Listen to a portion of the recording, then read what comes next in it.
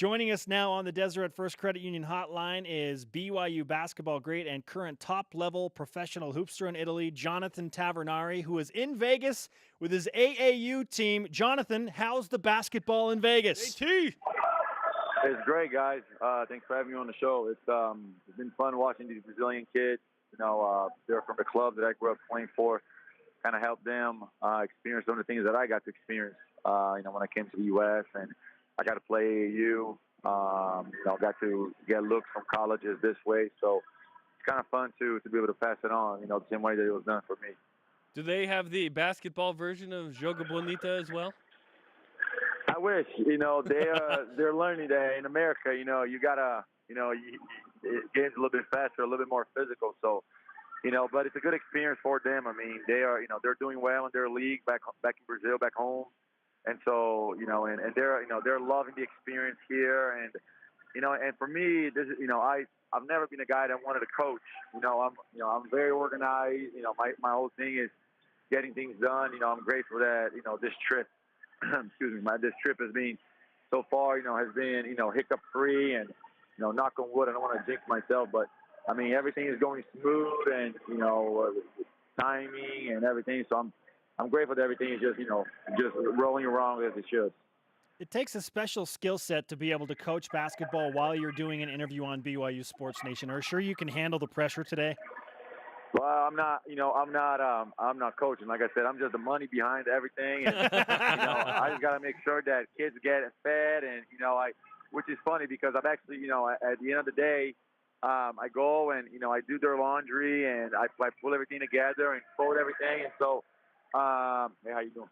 And, and so I'm just, I'm a team manager / director of basketball operations / face of the program. So, what I want to know is, you guys talking about prediction and pressure. How long do you guys predict that after I retire, both of you are going to have a job and BYU's not going to hire me to be, the BYU Sports Nation guy? Get in line behind Dennis Pitta. Hey, I am much more personal than Dennis by a mile, so I can tell you that. He may catch a football better than I do. I guarantee you, though, that when it comes to doing this thing that both of you guys do for a living, that's me, that's me, and that's Barry Bonds with a baseball bat. I'm just going to tell you that. Wow. You're on steroids? I should have said Iron Judge. As soon as I said one of these two fools going to say something about steroids, I do it. You knew it would be You Jerem. went there, man. You knew it would be Jerem. You went there. Okay, you signed with the new team in Italy, Dinamo Sassari. This is a really good team in the top league. Tell us about this new team for you. So it's actually it's Dinamo, not Dynamo. It's Dinamo Sassari. And they tweaked the rules a little bit in Italy the end of the last season. So I'm considered a full Italian now in the first division. That's why the bulk of my career I've been in the second division just because of bureaucracy. But I'll just change the rule, and I'm considered Italian. And I signed with a big team. It's probably one of the top 2 or 3 teams in Italy. And we're gonna play one of the European competitions, one of the cups. Which is big. I mean, we have 12 play. We have 12 pros in our team. We don't have no youngsters. We have 12 guys that can go. I mean, I am the only guy that in the last 2 or 3 years have not played in the NBA or the Euro League, and so it's a big situation. I'm excited.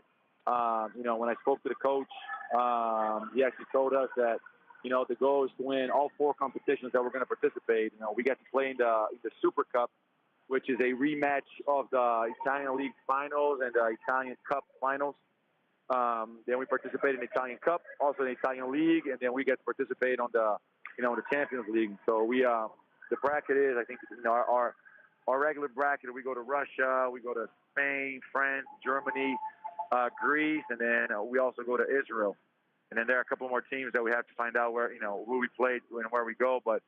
It's exciting. I mean, it's by far the biggest team I ever played on. The pressure is also on, and you got to welcome it. And I'm excited and looking forward to playing alongside guys that played in the NBA, played in the highest levels in Europe, and and hopefully we can win a few championships. So, and plus I get to live on an island, and it's big time beach island. So I'm looking forward to that as well. Jonathan Tavernari, Whoa. world travels with Jonathan Tavernari for that matter, as he takes a spot on the roster with Dinamo Sassari, part of the Series A league in Italy. Jonathan, it seems only fitting that Eric Mika, who served his mission in Italy, has now signed to play in that same league. What was your reaction to Mika signing to play in that same league as you? I mean, you always knew. I mean, you always knew that, if he ended up overseas, he would be in Italy. He speaks the language. Italians eat that up really well, and so it was just a matter of time of happening. Obviously the time with it is a little bit up for debate, and I don't want to get in a merits of that. I think my opinion is pretty well known about the subject, but you always knew that he was going to end up there. Him and his wife served in the Rome mission. Italy has two missions, the north and south, which is the north is the Milan mission that goes to about a little bit under Florence, and then the south mission that covers all of south of Italy plus the islands, which includes also Sardinia, which is where Sassari is, and then Corsica, Alba, where Napoleon was exiled, Sicily, obviously. So you always knew that. I mean, they both were there. I mean, they're both there at the same time. They spoke the language, and so I think it was just a matter of where he would go. I mean, there were rumblings about him signing with a couple of teams in the second division. But he, as coming out of college, signing the first division team. I mean, that's pretty impressive. That's a nice situation. When I got out of college, I was able to sign a 3-year deal with a first division team, and so it's a good situation for him. The team, it's last year they almost folded because financial problems. They have constantly had financial problems for the last bulk of the last year. About 10, he should 15 years request ago, to be paid in cash. Is that what you're saying? Well, it's not that he's getting paid in cash. I mean, obviously you have a bank account, and they're going to deposit the money there, or wire over here. I get my money deposited in Italy because if they send it over here, anything that you get deposited more than $10,000 in your bank account, Uncle Sam with the IRS kind of raised the flag. So you kind of got to tweak a few things here and there. So, but it's just financial problems, sponsors being late. I mean, I think about this. I'm still haven't got my check for May, and we're in July. And so that's pretty common for Italy. It's very seldom that you find a place that pays you on time. I mean, I'm excited that Sassari does that. But it's, overall, he's going to get some burn. He's going to get some playing time. They signed him. I know that because I got a chat with his coach. I got a text to his GM. They called me asking about him. So, they're very much looking forward for him to be their starting 5-man, and he'll be able to get a lot of playing time. And I think that's the only thing you can ask for in a situation like that. Hey, what's the score of your game there? I plead the fifth. I mean, actually, we're down 46-13. But I'm just proud of these kids because they're doing the right thing off the court. A couple of coaches that came and they're kind of around here, and they said, "Hey, are you Tavernari to play at BYU?" They recognized my name, and so right now I think the most important thing beyond caring about results is just make sure these kids are having fun and they're working hard. They're getting to experience a culture, outside of their own, and and just acting like good young men. And the rest will take care of itself. The hard work will take care of itself on the court. And so I'm just trying to provide them with a good experience. So, but let's go back to this because 46-13. I mean, they're trying to get me to put my shoes on to go over there and try to shut it down. Jonathan Tavernari, the sharpshooter, set for another big season in Italy, is with us on BYU Sports Nation. A lot of people aren't willing to do what you do, Jonathan, and that is have an outspoken, very clear opinion. And whether people like it or not, there is value in that because it's unique. What do you anticipate your first matchup will be like with Eric Mika because you were so outspoken about his decision to leave early and go pro? Well, I think there was a misconception on that. And when I went public with this whole thing, I think it's how I portrayed the message. Everything that I said came to pass. I think how I delivered, I was wrong. I was tired. I was annoyed that I had a bigger offer than Sassari on the table, and it didn't fall through. But that's why I came around, and I gave the public apology. I talked to Eric. He and I spoke. I apologized to him directly. Same way I apologized to a few other people personally. And so, but basketball-wise, everything that I said was on point. And but my personal opinion about it, and like you said, I know what I'm talking about because everything that I said was going to happen, it did. And so how I delivered the message was not right, and hence that's why I apologized. And I made sure that I got in front of him and said, hey, you know what, I went a little bit above and beyond, and I told Eric that, and he understood that. He's a smart guy, and do I have to look forward to? No. I mean, I'm looking forward for the trip that, is going to be the highlight of my season when I get to play against Eric? No. Because we have bigger fish to fry. They're going to be fighting to just stay in the first division. They're a much smaller team than we are. We have, we're worried about trying to win the Champions League, trying to move on to the EuroLeague, trying to win the Italian Championship. And so it will be fun to see him, and just, exchange a few words. I mean, he is an alumnus of where I'm an alumnus. I did wish that he would have continued his career, to further the program a little bit more and kind of help get BYU basketball where it should be, where, it is winning championships and it is, making the NCAA tournament. He chose to do otherwise. I guess my wishing that he would come back is the same as a lot of fans. I do understand his perspective of trying to be a pro. I get that, and so, but I wish him the best of luck, and I know, obviously he's going to be cultured, let's just say broken in.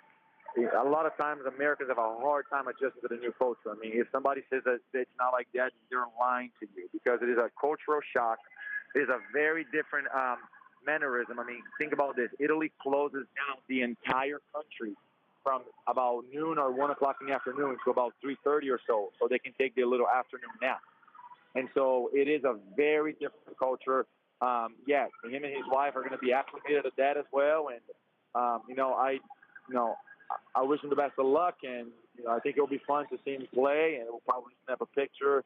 I know the league already contacted me about, how do I feel about having another Mormon playing in Italy, because up to this point I've been the only one in the top 3 leagues that has been a member of the church. Every time that they had an activity or they had something with the Rome Temple, I got invited because, I was the only, high-profile athlete in the country that is a member of the church. So it'll be fun to kind of have him there as well and go through these things with me. It's interesting when, like when we were there and, Andrew Moroni was being put in the Rome Temple and all of these kinds of things. So you get to participate on that. And, I know that it will be special for him because he served his mission there. And so I wish him nothing but the best of luck. We have about 30 seconds. What do you want Jimmer Fredette to do with the next step in his career? Do you want him to go to Europe? I actually want him to agree to play in the basketball tournament with me. That's my next step, because I've been trying to get a team together for a few years now, and he goes and puts a team for that together. And I'm telling you, man, if you get him, Brandon, Charles, me, Ty, Lee, Trent Placid, Spencer, I guarantee it. I guarantee you that it's going to be.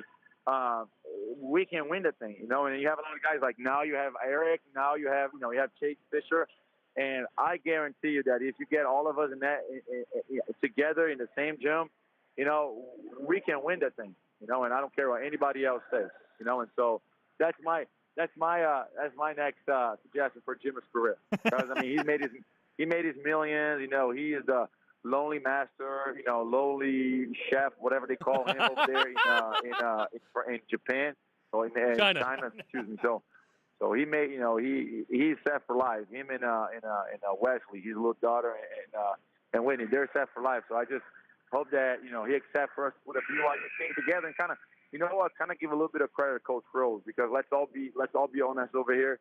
If it wasn't for Dave Jack Rose, none of us would be playing where we are right now. None of us will be who we are right now, and so everything a lot of what I have right now I owe to Coach Rose, and I make sure that, credit goes where credit is due. And I'm a loyal guy, and, I appreciate everything he has done for me.